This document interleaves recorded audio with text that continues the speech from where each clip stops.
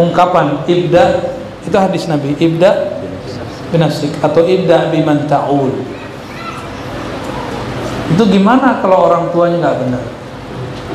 Sebenarnya gini, semua kita ini ada masa tidak benarnya. Jadi bukan hanya orang-orang jahat, nakal, orang awam, enggak. Hatta seorang kiai, seorang gus, lora, ustadz, buya, syekh, ada masa-masa di titik hidup dia aja dia nggak benar. Kenapa? Karena kita manusia, kita bukan malaikat. Sayyidina Adam pernah sekali lupa, maka lupa itu jadi keturunan. Maka kita ini lupa, ini turunan dari Nabi Adam. Pada lupa nggak Pak? Jangan lupa pulang ke rumah Pak ya. Jangan lupa sama istri sendiri. Baik. Lalu bagaimana dengan ungkapan ini? Ungkapan ini kan usaha. Berusahalah kalau kamu mau melakukan sesuatu, mau mengajarkan sesuatu, mulai dari diri sendiri. Maksudnya sederhana. Kalau mau ngajak, ini nama kampungnya apa nih? Pasanggan. Mau ngajak ke Pasanggan, tapi nggak pernah ke sini. Muter-muter nggak? Jalannya, masya Allah, dahsyat sekali. Saya jantungan karena melihat ada mobil tadi Avanza sudah mau masuk jurang. Ya salah. Jadi setiap kali mau belok, zikirnya jadi tambah banyak. Itu sopir waliullah kali ya. Karena membuat kita semua menjadi menyebut nama Allah dalam hati. Amin. Jadi mulai dari diri sendiri itu maksudnya berusaha menghidupkan nur di sini. Tempuh dulu jalan, baru orang ajak ke jalan itu. Saya pernah cerita dulu, kita mau ke Baduy. Baduy itu di daerah Banten. Orangnya pakaiannya masih pakaian orang 100 tahun yang lalu. Dan kakinya nggak pakai sendal. Kebayang orang lama.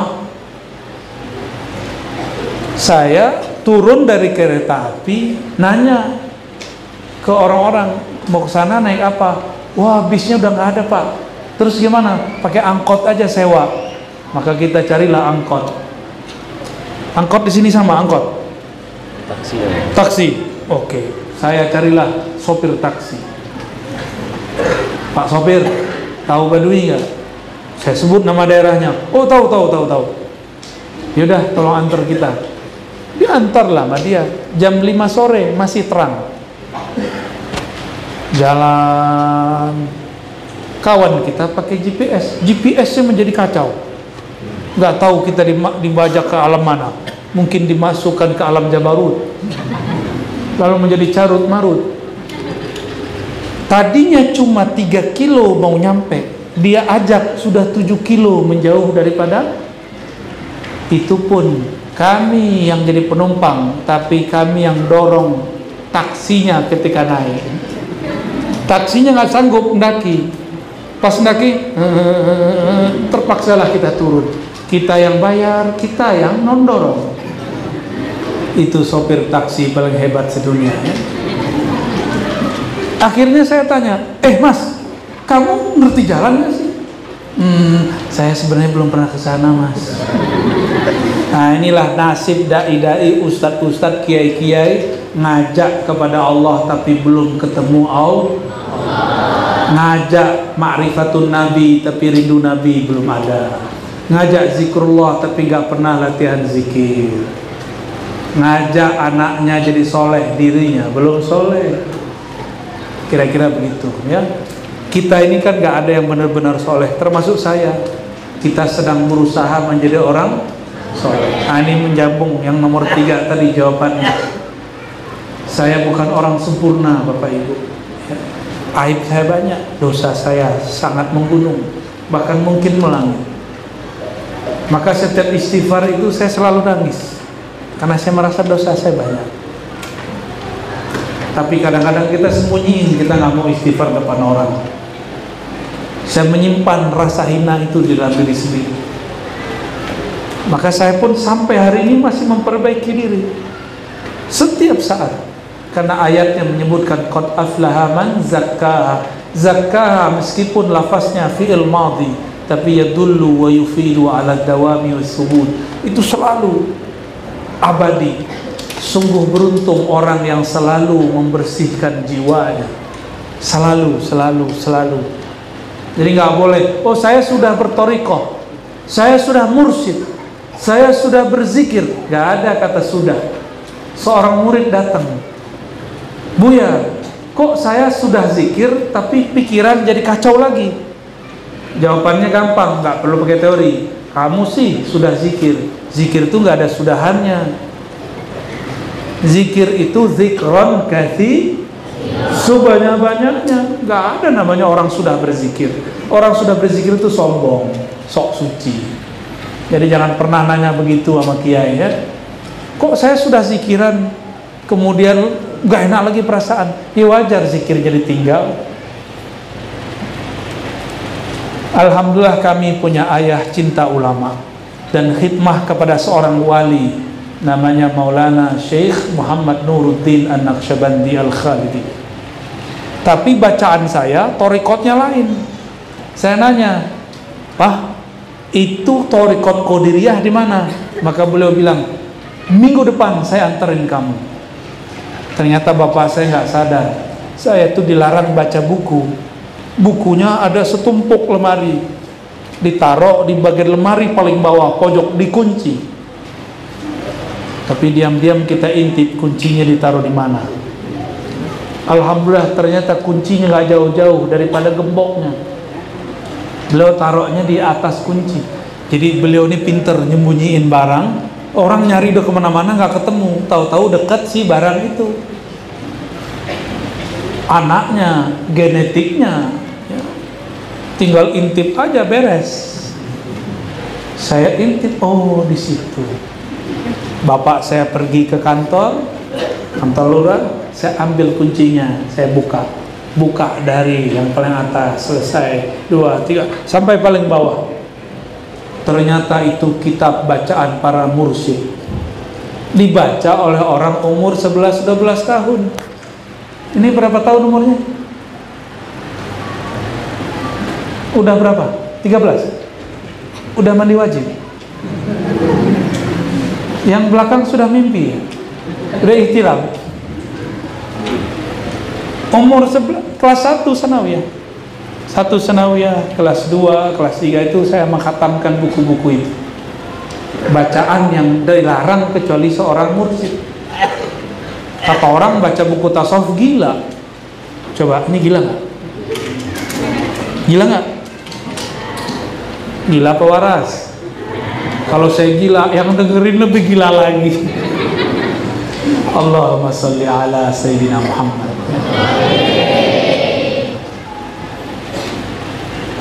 Ayah saya dulu suka bawa saya ke ulama. Itu rahasianya. Bawa ke majelis.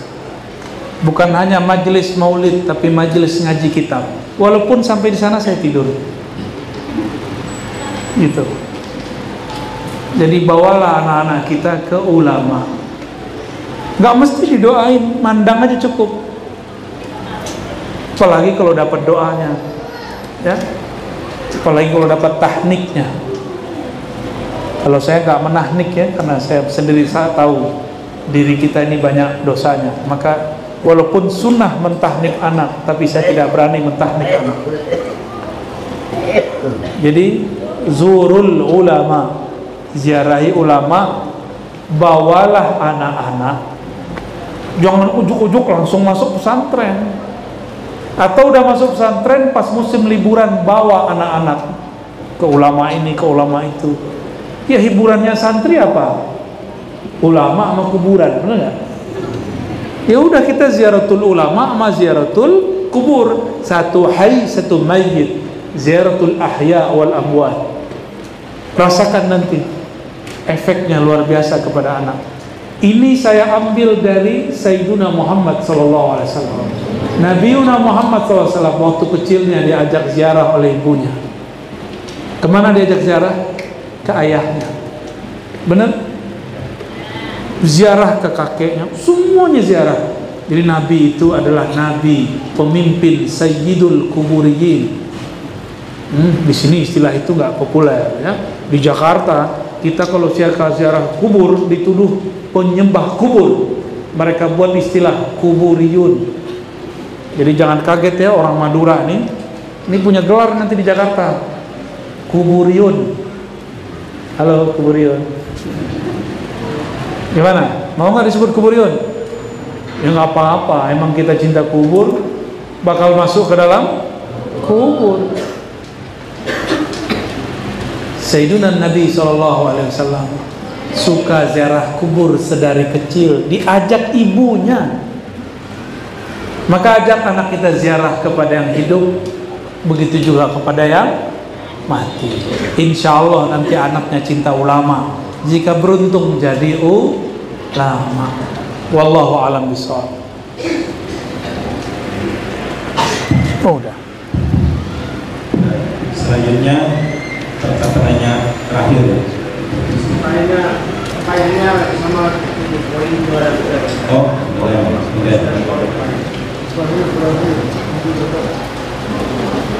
Oke, karena waktu sudah sore dan kita semua belum sholat asar, ya. Jadi ada yang kalau kita lagi wajib, sholatnya itu fardhu. Mungkin kita hidup sampai di sini, aku sampai mengurangi atau mengakhir fardhu sholat asar. Tapi untuk sebelumnya kami minta beliau untuk mengambil doa. Izin pakai. Astagfirullahaladzim. Mari kita berdoa dengan bertawassul dengan surat paling mulia, surat Al-Fatihah.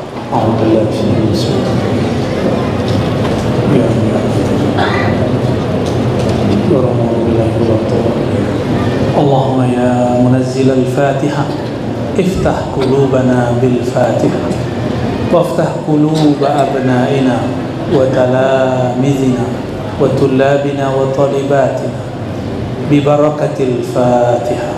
Allahumma ya munazzil al-Fatihah, salli ala sayyidina al-Fatih limaughlib wal khatim lima sabaq, nasir al-haqqi bil-haqqi wal hadi ila siratikal mustaqim wa ala alihi haqqa qadri wa miqdarihi al-azim.